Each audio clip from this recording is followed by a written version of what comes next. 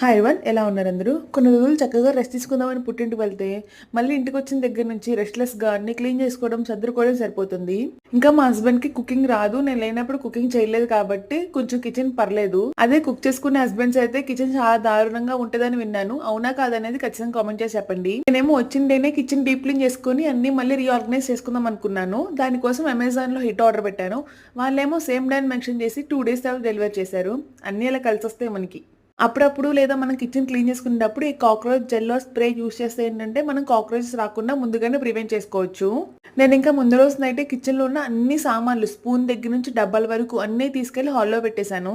తర్వాత hit spray అంతా కొట్టేసి నైట్ అలా వదిలేశాను. ఇంకా మార్నింగ్ ఎర్లీగా లేచి అన్ని ఆర్గనైజ్ చేసుకున్నాను. నాకు కిచెన్ అంతా క్లీన్ చేసుకుని మళ్ళీ రీఆర్గనైజ్ చేసుకోవడానికి నియర్లీ 3 hours టైం అయితే పట్టింది. యాజ్ యూజువల్ గా మా హస్బెండ్ ఆఫీస్కి అయితే వెళ్ళాలి. లంచ్ బాక్స్ వద్దులే బయట తింటాను అన్నారు. నేను లేని 1 month బయటే తిన్నావు కదా, ఆగు పులిహోర చేస్తానని పులిహోర చేసి ప్యాక్ చేసేసాను. యూస్ చేసినప్పుడు కిచెన్ చిన్నగా అనిపిస్తుంది కానీ క్లీన్ చేసేటప్పుడు కిచెన్ పెద్దగా అనిపిస్తుంది కదా.